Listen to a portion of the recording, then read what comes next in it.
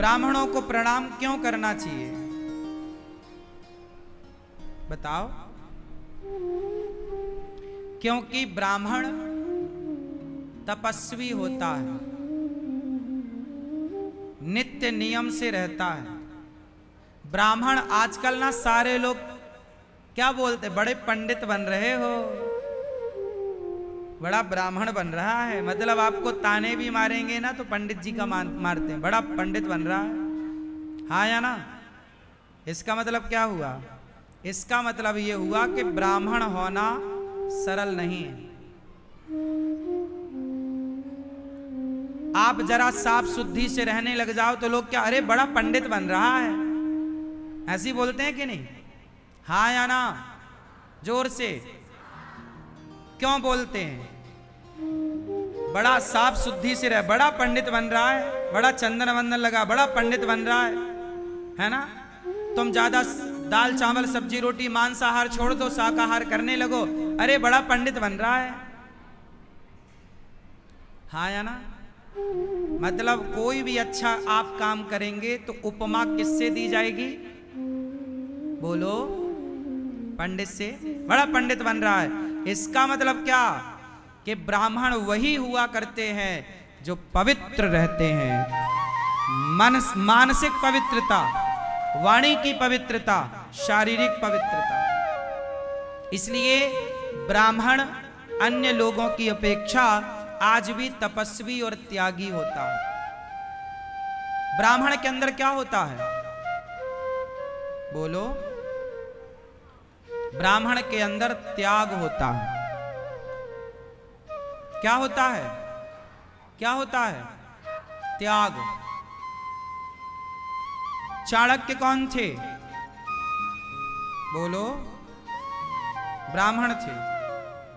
चाणक्य के पास 2 दीपक थे और दोनों में तेल होता था। जंगल में घास की कुटिया बना के रहा करते थे। एक बार राजा का कोई मंत्री आया चाणक्य के पास। उस समय के राजा सम्राट चंद्रगुप्त मौर्य हुआ करते थे। चंद्रगुप्त मौर्य की सत्ता थी। तो चंद्रगुप्त मौर्य की तरफ से एक मंत्री चाणक्य के पास किसी राजकीय कार्य के लिए आया। तो चाणक्य ने देखा कि राजा का मंत्री आया है राजकीय कार्य के लिए। अच्छा, राजा के सलाहकार चाणक्य भी थे, पर वो राजा की व्यवस्था में रहा नहीं करते थे। वो अपना जंगल में अकेले आनंद से रहते थे। तो जब राजा का कोई मंत्री आया तो चाणक्य ने क्या किया? दीपक बुझा दिया, पहला वाला, और दूसरा वाला दिया जला दिया। मंत्री ने कहा, महाराज दीपक तो जल ही रहा था, आपने ये वाला जला दिया, उसके बगल वाला बुझा दिया, क्यों ऐसा? चाणक्य ने कहा, अभी मैं अपना काम कर रहा था, अपना स्वाध्याय कर रहा था, अपना काम, निज काम, खुद का, सेल्फ। अभी मैं अपना काम कर रहा था तो मैं अपनी कमाई के तेल का दिया जला रहा था, और अब मैं राजा का काम करूंगा, आपके साथ वार्ता करूंगा, तो अब मैं राजा के दिए पैसे के तेल वाला दीपक जलाऊंगा। मैं अपने काम के लिए राजा का पैसा यूज नहीं करता। जैसे आजकल के नेता कौन क्या है जानते हो ना? ये सरकारी पैसा सब जगह ये सरकारी यूज करते हैं। ये अपना भी घूमते हैं ना, तो सरकारी पैसा से घूमते हैं। भाई सरकार का काम करो तब तो सरकारी पैसा लो, पर खुद का काम करो और बिल सरकार दे, ये तो गलत है। क्यों जी, सही है कि गलत है?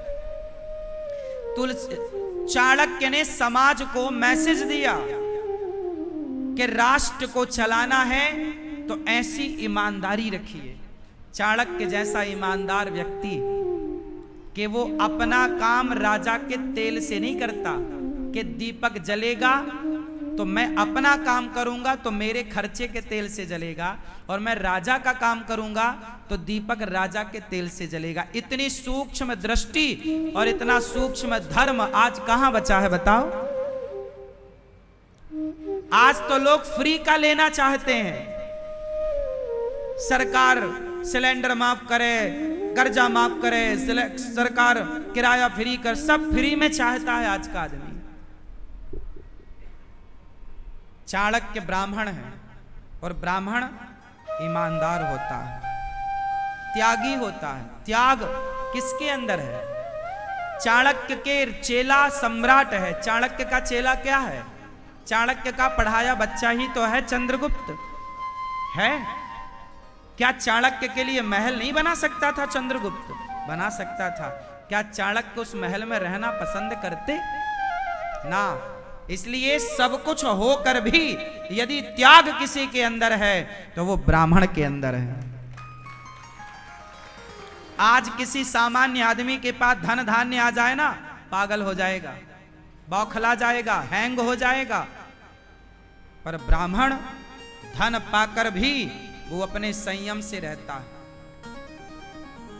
सुदामा गरीब थे, बाद में भगवान कृष्ण ने उन्हें धनवान बनाया। आखिरी में एक मुट्ठी चिवड़ा खाकर सारा दिया कि नहीं सुदामा को? बोलो हाँ। धन धान्य से भरा कि नहीं?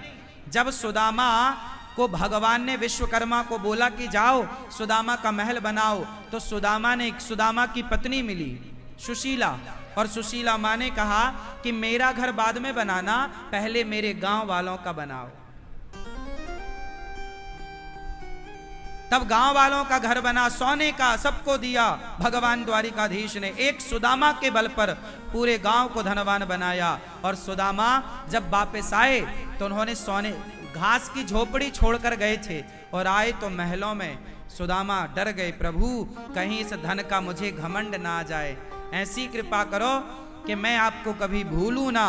पहले आप मुझे ये वचन दो कि प्रभु सदा मैं आपको याद रखूंगा, तब मैं इस महल में प्रवेश करूंगा। इतना धन पाकर भी सुदामा आखिरी सांस तक श्री कृष्ण को भुलाए नहीं, छोड़ा नहीं, भक्ति नहीं छोड़ी। वरना धन पाकर आदमी क्या से क्या हो जाता।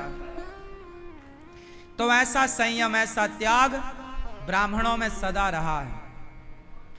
आप लघु शंका जाते हो ना, सुसु, आपको बहुत जोर से सुसु आई हो, लघु शंका आई हो, तब आप जाते हैं और तुरंत शुरू हो जाती है आपकी सुसु। लेकिन आज भी ब्राह्मण, यहां तक कि मैं, जब हम लोगों को लघु शंका जाना होता है तो कितनी भी जोर की आई हो, सबसे पहले जनेऊ निकालकर उसे कान में लगाना होता है। जनेऊ निकालकर उसे क्या लगाना पड़ता? जनेऊ निकालो, फिर उसे कान में लगाओ, 3 बार घुमाओ, फिर आप लघु शंका करेंगे। शौच करना हो तो कितने भी जोर का प्रेशर हो, पर पहले कान में लघु वो जनेऊ यज्ञोपवीत। या अब देखिए, मतलब हम ब्राह्मण जो है वो सुसु भी करेगा तो मर्यादा में करेगा। लघु शंका के पहले जनेऊ, मतलब उसे लघु शंका करने के पहले भी काम करना पड़ता है मर्यादा का। इस मर्यादा के सूत्र में बंधा हुआ ब्राह्मण आज भी भारतीय संस्कृति को बचाए रखा है, इसलिए उसे प्रणाम करना चाहिए। आज सारे भारत में आपने देखा होगा, बहुत तेजी से ब्राह्मणों को लोग गालियां दे रहे हैं, हाँ या ना? आज सारे देश में एक हवा देखी आपने, लोग ब्राह्मणों को क्या कर रहे हैं? गालियां। अरे पंडितों ने ऐसा, आज कुछ भी होता है ना, लोग क्या, अरे पंडितों ने ऐसा कर दिया। लोगों को लगता है वेद पुराण किसने लिखे? बोले पंडितों ने लिख दिया वेद पुराण अपने हिसाब से। आप लोग भी सुनते होंगे कि वेद पुराण तो पंडितों ने लिख दिया, ये नीति नियम तो पंडितों ने बना दिया। अच्छा एक बात बताओ, यदि पंडितों ने बनाया होता तो राम जी कौन थे? बोलो, क्षत्रिय थे। कृष्ण जी कौन थे? यादव, यदुवंशी। यदि ब्राह्मणों ने ब्राह्मणों ने ही वेद पुराण लिखे होते तो कृष्ण को क्षत्रिय और कृष्ण को यादव यदुवंशी और राम को क्षत्रिय क्यों लिखा होता? उन सबको पंडित ही ना लिख दिया होता कि भगवान भी पंडित ही थे, राम पंडित थे, कृष्ण पंडित थे, ब्राह्मण थे। मतलब एक ब्राह्मण पूजा किसकी करता है?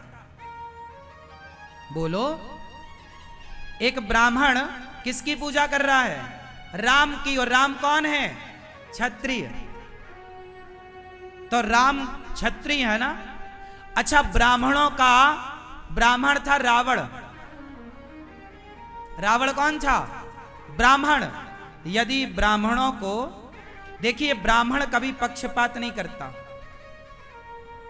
ब्राह्मण ने, भले रावण ब्राह्मण था लेकिन वो गलत था, तो ब्राह्मणों ने सदा से रावण को गलत ही कहा है, कभी उसे सही नहीं कहा। लेकिन आज कुछ लोग ये मेरी जाति का है इसलिए उसे सही कहने लगते, ये मेरी जाति का है। आप दबाव बना रहे हैं, आप ऐसा कह रहे हैं। आज जातवाद कितना हमारे देश में, हाँ या ना? आज हमारे देश में क्या है? जातवाद है। आपकी जाति के आदमी को यदि पुलिस पकड़ती है या कोई उसे कुछ कहता है तो आप कहते हो ये हमारी जाति का, इसलिए आप परेशान कर रहे हो। आप जाति कहते हो, जबकि ब्राह्मण कहता है कि आप ब्राह्मण हो और यदि रावण हो तुमने गलत किया है तो गलत को गलत ही कहेंगे, चाहे तुम ब्राह्मण हो या कोई हो। आज तक ब्राह्मण रावण का पुतला जलाते आए हैं।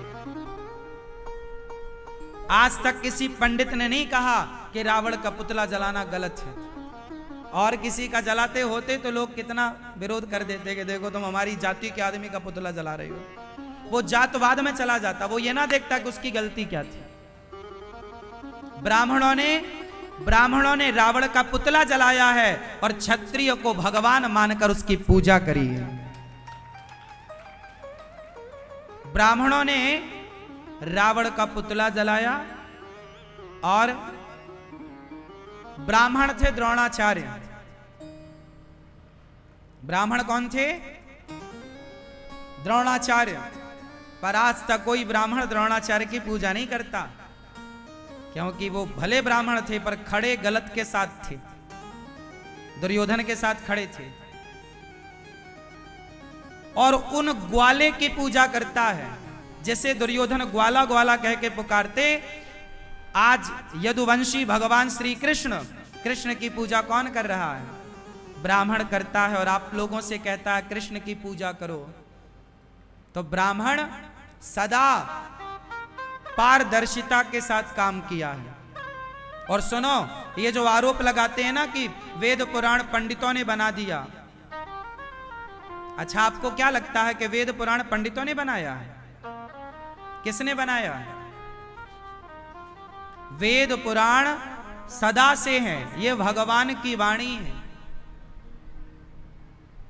ये वेद पुराण सदा से हैं। किसकी वाणी है? भगवान की वाणी। वेद व्यास जी भगवान है। 24 अवतारों में भगवान व्यास जी बनकर आए, वेद पुराण लिखे। अच्छा सुनो, आप यदि कहते हो कि वेद पुराण पंडितों ने बनाए, तो बताओ वेद पुराण कितने वैज्ञानिक हैं? जो आज के लाखों साल पहले कहा गया वेद पुराणों में आज बिल्कुल हूबहू सत्य है। पुराणों में राम सेतु का उल्लेख है या नहीं? बोलो हाँ या ना? है। तो राम सेतु 8 लाख साल पुराना है। और जो लिखा गया उसी जगह पर आज भी राम सेतु है। पुराण में लिखा गया था कि भगवान कृष्ण की द्वारिका पानी में डूब जाएगी। जब भगवान लीला पूरी करके जाएंगे तो आज डूबी हुई द्वारिका पानी में मिली कि नहीं? यदि ब्राह्मणों ने लिखा, कुछ लोग कहते हैं राम जी काल्पनिक हैं, कृष्ण जी काल्पनिक हैं। अच्छा बताओ, यदि काल्पनिक होते तो उनके होने के आज प्रमाण कैसे मिलते? द्वारिका पानी में कैसे मिली? राम सेतु कैसे मिला, अवशेष कैसे मिला? बोलो। तो ये जो कहने वाले हैं ये केवल समाज को भ्रमित कर रहे हैं। पंडितों ने कुछ नहीं लिखा, पंडितों ने तो केवल लिखा लिखाए का सही अर्थ समाज को पहुंचाया है, दिया ये ज्ञान। इसलिए आज भारत में सबसे कम जनसंख्या किसकी है? भारत में सबसे कम जनसंख्या किसकी है? ब्राह्मणों की। सबसे कम आबादी ब्राह्मणों की है। 2-4 गांव में एक ब्राह्मण मिलता है। सबसे ज्यादा आबादी किसकी है आप सबको पता है? सबसे कम आबादी वाला ब्राह्मण। और ब्राह्मण आपने सदा से देखा होगा, पंडित जी गांव के पूरे गांव में भीख मांगते थे। गांव में पंडित जी हुआ करते थे तो वो पूरे गांव में क्या करते थे? भिक्षा मांगते थे। मैं भी अपने गांव में इकलौता ब्राह्मण था। हमारे गांव में हम ही ब्राह्मण थे। पूरा गांव हमारा क्षत्रियों का गांव है। सारी समाज है, सब लोग हम प्यार से रहते हैं सब, लेकिन ब्राह्मण केवल हम एक ही घर के ब्राह्मण, हमारे पिताजी। और मैं बचपन में गांव में भीख मांगने जाता था तो सबके घर जाता था, सब लोग मुझे भिक्षा देते थे। कोई आटा देता था, कोई दाल देता था, कोई चावल देता था, सूपे में सुपड़े में सीधा। तो ये परंपरा रही है, ब्राह्मण भिक्षा मांगता था और आपकी रोटियां खाता था भोग लगाकर। ब्राह्मण ने कभी अपने आप को बड़ा नहीं कहा। ब्राह्मण तो भिखारी था। आपने जब भी कहानियां सुनी होंगी तो कहानियों में यह जरूर सुना होगा, एक गरीब ब्राह्मण था, एक अमीर ब्राह्मण था। यह कहानी कभी ना सुनी होगी आपने। ब्राह्मण सदा कैसा रहा है? बोलो जोर से। अच्छा बताओ, गरीब कौन होता है, ईमानदार या बेईमान? बोलो। ब्राह्मण सदा से गरीब क्यों रहा? अरे सदा से गरीब रहने का कारण था कि ब्राह्मण सदा ईमानदारी से जीता रहा। बेईमानी करता तो वो धन्ना सेठ ना हो जाता। इसका मतलब ये बिल्कुल नहीं है कि जो धन्ना सेठ है वो बेईमान है, इसका ये अर्थ ना मान लेना आप। लेकिन ब्राह्मण भीख मांग कर ही खुश था। ब्राह्मण तो भीख मांगकर खुश था। चोरी करनी होती ब्राह्मण को तो चोरी ना कर लेता, चोरी नहीं करता ब्राह्मण, भीख मांगता। और वो ब्राह्मण जो भीख मांगकर आपके रोटियों को खाकर रहा इस देश में, आज उस ब्राह्मण को लोग पानी पी पी कर गालियां दे रहे हैं। क्या बिगाड़ा ब्राह्मणों ने? अरे ब्राह्मणों ने हर समय चेताया, चाणक्य ने चेताया था नंद को, मान जा, आक्रांता घुस गए हैं इस देश में, खड़ा हो जा। चाणक्य ने केवल जगाया है, हाँ या ना? कितने ब्राह्मणों का इतिहास उठा लो, इस देश के लिए सबसे पहला फांसी के तख्ते पर चढ़ने वाला कौन था? वो मंगल पांडे ब्राह्मण था, जो फांसी के फंदे को चूमकर वतन के लिए शहीद हो गया। वो ब्राह्मण था। ये ब्राह्मण तो भीख मांगकर खुश था, लेकिन आज की समाज ने, आज के कुछ लोगों ने ब्राह्मण को भीख देना बंद कर दिया। आज हम आपके घर भिक्षा मांगने आए ना तो आप क्या कहोगे? पंडित जी कमा के खा नहीं सकते क्या? हट्टे कट्टे हो, कमा के खाओ। जब समाज ने भीख देना बंद कर दिया तो फिर ब्राह्मणों को लगा कि भाई परिवार तो पालना है, भाई परिवार तो ब्राह्मण का भी है।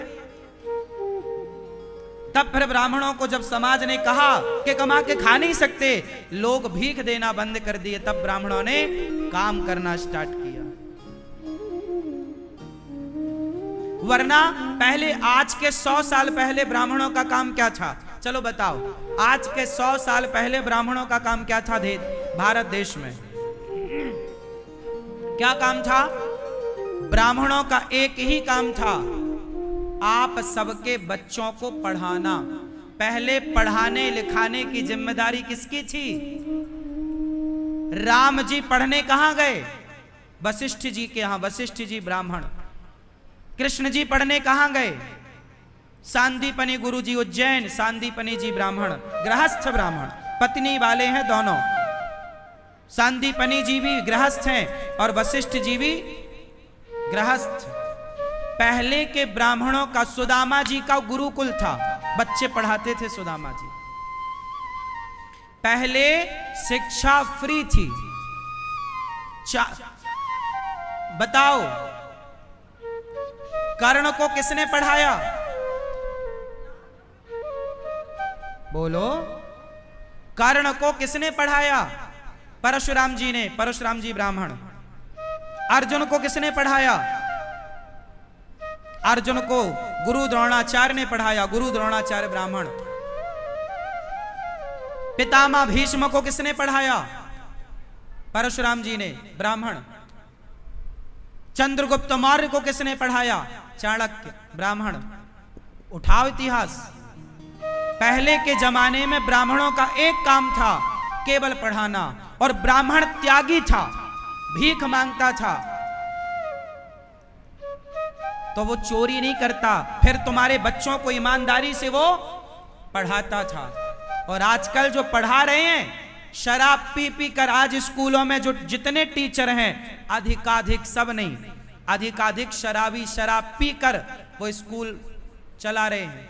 मांसाहारी हैं। जो मांसाहारी होगा, शराबी होगा, गंजेड़ी होगा, वो तुम्हारे बच्चों को क्या संस्कार देगा? इसलिए आज शिक्षा तो रही, संस्कार नहीं रहे। पहले ब्राह्मण खुद संस्कारी था, फिर संस्कारवान बच्चों को बनाता था। सारे समाज को पढ़ाने का ठेका निःशुल्क ब्राह्मण लेता था। इतिहास उलट पलट कर देख लेना। ब्राह्मणों को जो गाली देते हो ना बैठकर, इन्हीं ब्राह्मणों ने तुम्हारे बच्चों में संस्कार के बीज बोए थे। अब तुमने जब से ब्राह्मणों के पास भेजने बंद कर दिए, संतों के पास बच्चे भेजने बंद कर दिए, संस्कारहीन हो गए। अब तुम भेजते हो स्कूल, भेजो, स्कूल जाकर ही तुम्हारा बेटा शराब पीना सीखता है, सिगरेट पीना सीखता है और रिलेशन, लिव इन में रहना सीखता है। भगवान राम जिस गुरुकुल में पढ़े हैं, उसी गुरु को सुनो। ये जो भ्रांति फैलाई गई ना कि ब्राह्मण सबको नहीं पढ़ाते थे, सबको पढ़ाते थे। जिस गुरुकुल में राम पढ़े हैं, उसी गुरुकुल में निषाद राज भी पढ़े हैं। निषाद जंगली भील समाज से आते हैं। आज की भाषा में कहूं तो दलित। जिस स्कूल में, जिस गुरुकुल में दलित निषाद राज जी पढ़े हैं, उसी गुरुकुल में राम पढ़े हैं। और दोनों को पढ़ाने वाले वशिष्ठ जी, हाँ या ना? पढ़े? अच्छा सुनो, श्री कृष्ण कौन थे? यादव थे। सुदामा जी ब्राह्मण थे। दोनों एक साथ पढ़े हैं कि नहीं? यदि ब्राह्मणों को ही पढ़ने का अधिकार था तो श्री कृष्ण तो ब्राह्मण नहीं थे, फिर क्यों पढ़ाया सांदीपनी जी ने? इसका मतलब पहले भी सबको पढ़ने का अधिकार था। ये भ्रांति आपको फैलाई गई कि पहले सबको नहीं पढ़ाया गया। आपको ये भ्रांति फैलाई गई ताकि आप ब्राह्मणों से नफरत करने लग जाएं। और ये भ्रांति इतनी तेजी से फैलाई गई कि आज बहुत सारा तबका ब्राह्मणों से नफरत करता है। भारत में ब्राह्मणों के प्रति इतना जहर घोला गया। मैं सवाल करता हूं, बताओ कि सुदामा ब्राह्मण थे और कृष्ण यादव हैं, यदुवंशी हैं, तो फिर यादव और ब्राह्मण एक साथ पढ़े ना, तो कहां भेद था ये बताओ। फिर ये भेद का जहर डालकर हम भारतीयों की एकता को बिगाड़ने का काम है या नहीं? हमारे यहां ब्राह्मण हो, चाहे क्षत्रिय हो, चाहे वैश्य हो, चाहे शूद्र हो, हम सदा से चारों भाई भाई की तरह रहा करते हैं। ये जातवाद का जहर नेताओं ने घोला है। अंग्रेजों ने घोला है, मुगलों ने घोला है, वरना ये कोई जहर हमारे देश में नहीं था। बात समझ में आ रही है कि नहीं? तो ब्राह्मणों को प्रथम प्रणाम तुलसीदास जी ने किया। अच्छा ये बताओ, डॉक्टर आपके गांव में होगा तो क्या चाहेगा कि कोई बीमार पड़े तो अपनी दुकान चले। एडवोकेट यदि आपके पास होगा तो क्या चाहेगा, किसी का केस बिगड़े तो हम अपनी दुकान चलाएं। हाँ या ना? डॉक्टर चाहेगा कि आप बीमार पड़े, एडवोकेट चाहेगा कि आपका केस बिगड़े, पर पंडित चाहेगा कि आपके घर कोई उत्सव हो तो हमें बुलाया जाए पूजा के लिए। आपके घर में क्या हो, आपकी बेटी का ब्याह हो, आपके बेटे का ब्याह हो, आपके घर में बच्चे जन्म लें तो पंडित जी को बुलाओगे। तो पंडित जी तो भगवान से रोज कहता है, हे भगवान हमारे यजमान के यहां बच्चा होएगा तो अपने को भी 1100 का लिफाफा मिल जाएगा। ब्राह्मण ही एक ऐसा रहा है जो सदा समाज के लिए भला सोचता चला आया है। ब्राह्मण के लिए बुरा सोचने का कोई उद्देश्य बनता ही नहीं। देख लो आप, ब्राह्मण अपने यजमान के लिए क्या सोचेगा? बोलो भला कि मेरे यजमान की बेटी का जल्दी ब्याह हो, मेरे यजमान के बहू के जल्दी बेटा हो जाए, ताकि सब बढ़िया। और क्या वो चाहेगा कि सत्यनारायण भगवान की कथा कराओ, चलो। वो ये चाहेगा तुम्हारे घर में हवन हो, कीर्तन हो, भगवान नाम हो। उसका आपसे क्या नुकसान चाहेगा? वो आपका क्या बुरा चाहेगा? बोलो, क्या बुरा चाहता है वो?